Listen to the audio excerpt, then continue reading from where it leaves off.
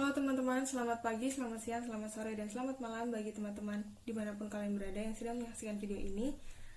Kami dari kelompok 5, mata kuliah etika dan hukum media massa ingin mempresentasikan topik yang kita dapat, yakni media cetak dan media penyiaran.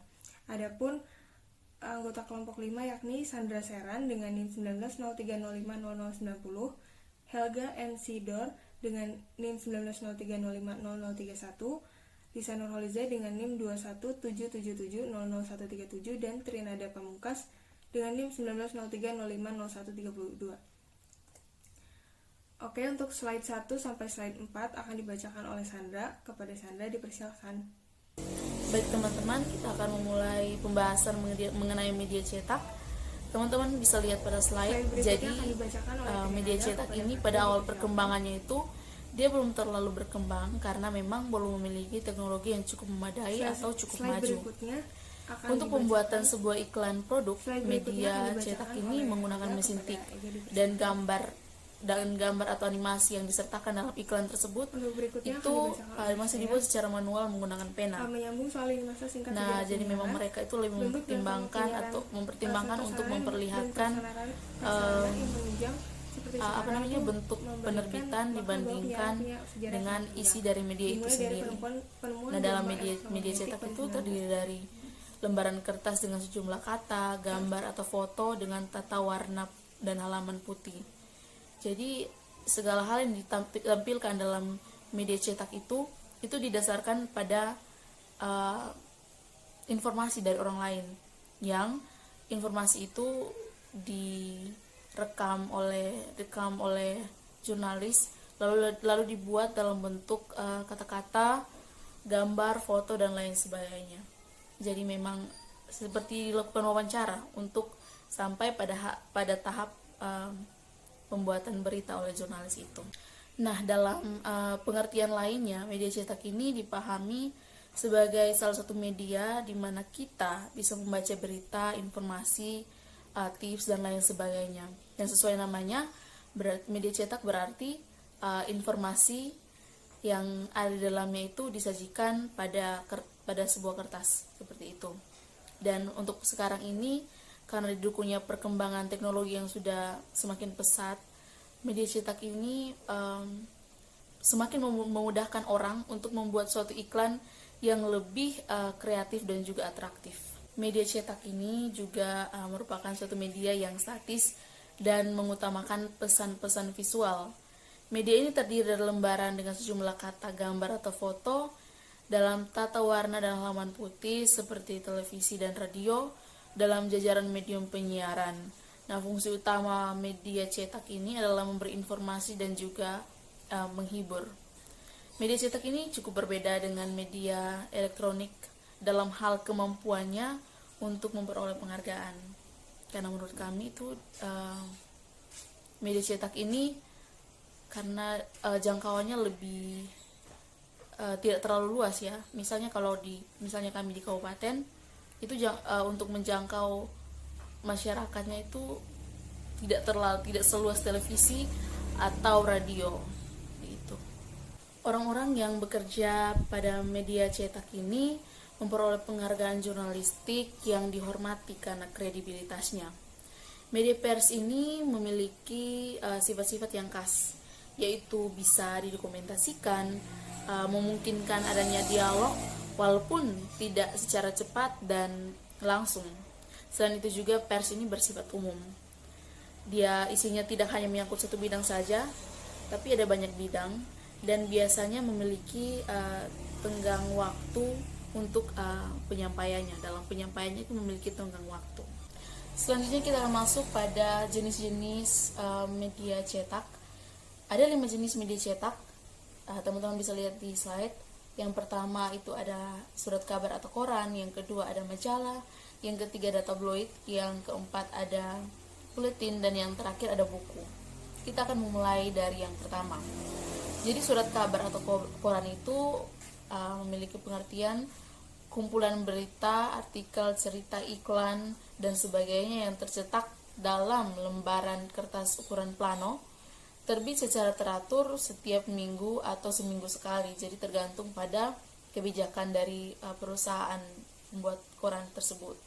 Yang kedua, kita masuk pada majalah.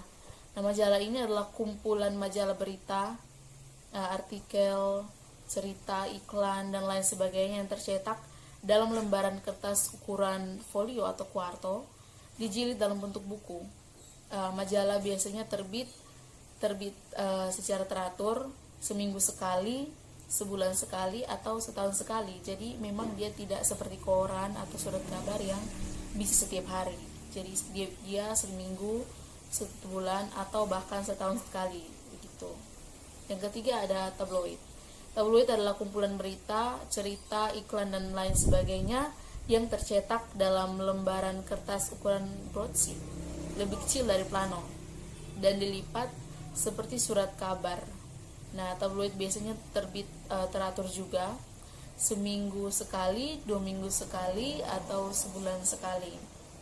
Yang keempat ada buletin. Buletin adalah kumpulan berita, artikel, cerita, iklan, dan sebagainya yang tercetak dalam lembaran kertas ukuran broadsheet. Dia juga sama seperti tabloid, ukurannya lebih kecil dari plano, dan dilipat seperti surat kabar. Jadi memang ukurannya seperti tabloid, tapi dia dilipat seperti surat kabar atau koran. Nah, buletin biasanya terbit tidak teratur atau sering disebut penerbitan berkala. Jadi memang tergantung kembali lagi pada kebijakan dari pihak perusahaan pembuat buletin tersebut. Yang terakhir adalah buku. Buku adalah tulisan tentang ilmu pengetahuan, esai, cerita-cerita panjang, sejarah, dan lain sebagainya yang tercetak dalam lembaran kertas ukuran setengah kuarto atau setengah folio yang dijilid rapi. Jadi dari kelima jenis ini kita bisa simpulkan bahwa memang menyangkut dengan penerbitan itu kembali lagi kepada kebijakan dari perusahaan pembuat setiap jenis media cetak. Untuk materi selanjutnya akan dijelaskan oleh teman saya. Oke, baik, di sini saya akan menjelaskan beberapa media cetak. Di sini media cetak pertama yaitu surat kabar harian. Surat kabar harian ini jenis media cetak yang terbitnya setiap hari, kecuali pada hari-hari tertentu seperti hari libur nasional. Jenis media cetak ini masih dibagi lagi menjadi surat kabar harian nasional dan surat kabar harian daerah dan surat kabar harian lokal. Berita yang disampaikan adalah jenis berita news atau informasi terkini dan disampaikan dengan sistem straight news atau apa adanya. Yang berikutnya surat kabar mingguan. Surat kabar jenis ini lebih banyak dikenal dengan sebutan tabloid. Biasanya berita yang diangkat adalah berita hiburan atau hiburan atau in-depth news atau liputan mendalam. Tulisan dalam media ini lebih banyak bergaya fitur atau deskriptif. Yang berikutnya adalah majalah mingguan. Jenis majalah ini terbit setiap seminggu sekali. Berita yang diangkat adalah berita in-depth news dengan jenis berita adalah berita news atau tentang sebuah peristiwa. Yang berikutnya ada majalah tengah bulanan. Majalah ini terbit sebulan 2 kali. Berita yang ditampilkan lebih bersifat informatif dan biasanya memuat tentang berita lifestyle atau gaya hidup. Yang berikutnya majalah bulanan. Majalah bulanan terbit sekali dalam sebulan. Jenis pemberitahuan yang disampaikan biasanya termaksud investigatif atau berita yang didapat dari hasil penelitian. Media berikutnya yaitu majalah dwi bulanan. Majalah ini terbit sekali dalam 2 bulan. Informasi yang disampaikan dalam majalah ini biasanya terkait dengan laporan dari hasil aktivitas sesuatu, misalnya laporan neraca perusahaan atau juga majalah yang berisi laporan pendapatan sebuah lembaga zakat. Yang berikutnya itu majalah tribulanan. Majalah ini berkonsep hampir mirip dengan majalah di bulanan, yang membedakan hanya masalah waktu terbit, yaitu dilakukan setiap 3 bulan sekali. Baik, media cetak ini biasanya dibuat untuk kalangan tertentu atau intern saja, dan media ini biasanya hanya terdiri dari beberapa halaman serta dibuat dengan konsep sederhana. Buletin juga tidak dibuat untuk kepentingan komersial. Baik, kita lanjut. Ya, baik. Yang berikutnya fungsi media cetak. Di sini ada beberapa fungsi media cetak. Yang pertama sebagai media informasi yang mencerahkan. Yang berikutnya sebagai media pendidikan yang mencerdaskan. Yang berikutnya ada meningkatkan intelektual kehidupan masyarakat. Dan yang terakhir yaitu membantu memperkuat kesatuan nasional. Baik, kita lanjut ke slide yang berikutnya. Baik, sekarang saya akan menjelaskan mengenai media penyiaran. Secara harfiah, media penyiaran atau perantara atau pengantar, yaitu perantara sumber pesan source dengan penerima pesan receiver atau receiver. Jadi media adalah alat atau media adalah alat atau sarana yang dipergunakan untuk menyampaikan pesan dari komunikator kepada khalayak.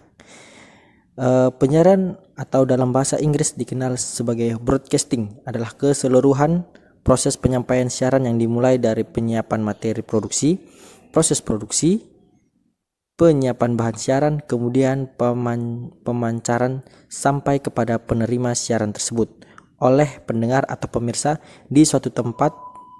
Dan berbeda dengan pemancaran sendiri berarti proses transmisi siaran baik melalui media udara maupun media kabel koaksial atau saluran fisik yang lain. Sebagaimana artinya, penyiaran itu bersifat tersebar ke semua arah atau yang dikenal sebagai omnidirectional.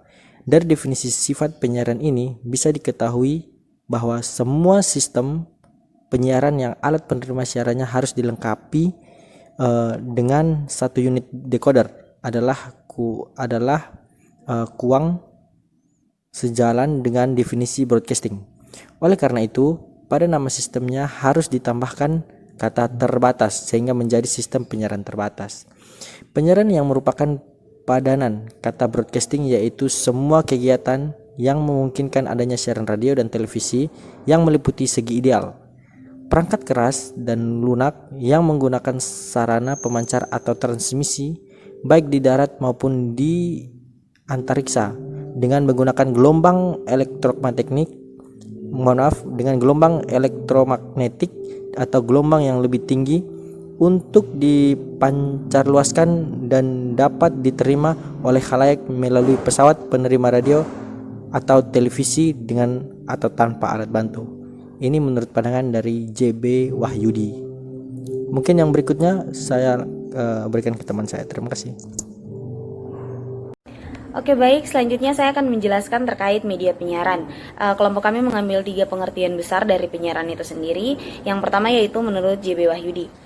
Menurut JB Wahyudi, penyiaran yang merupakan padanan kata dari broadcasting, yaitu semua kegiatan yang memungkinkan adanya siaran radio dan televisi yang meliputi segi ideal, perangkat keras dan perangkat lunak, yang menggunakan sarana pemancaran atau transmisi, baik di darat maupun di antariksa, dengan menggunakan gelombang elektromagnetik atau gelombang yang lebih tinggi untuk dipancar luaskan dan dapat diterima oleh halayak melalui pesawat penerima radio atau televisi dengan atau tanpa alat bantu.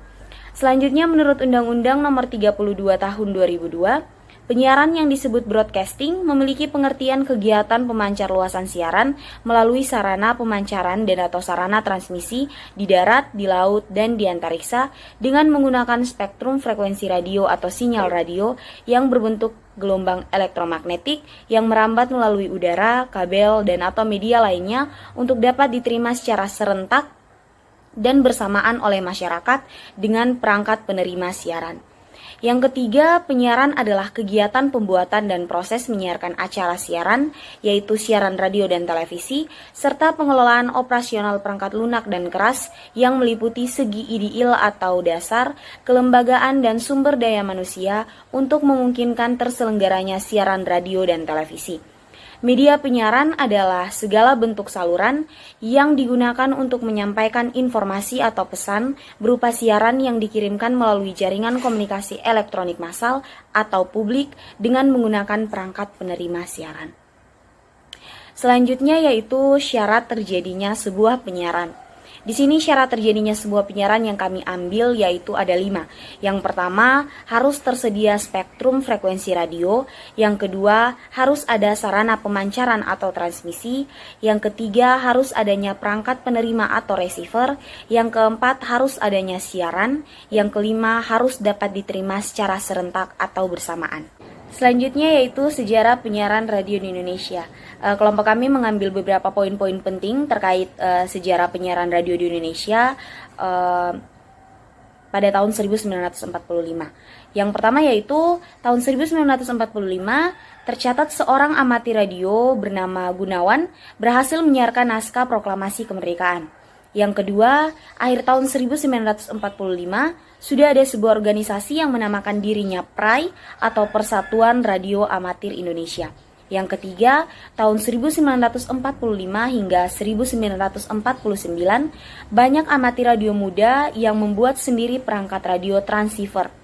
Dan yang kelima, pada bulan September tahun 1945, mendirikan Radio Republik Indonesia atau RRI yang terdapat pada 6 kota. Oke, pembahasan selanjutnya akan dijelaskan oleh saya. Menyambung pembahasan tentang lini masa singkat sejarah penyiaran, melihat bentuk dan format penyiaran seperti sekarang ini memperlihatkan bahwa penyiaran itu memiliki sejarah yang sangat panjang.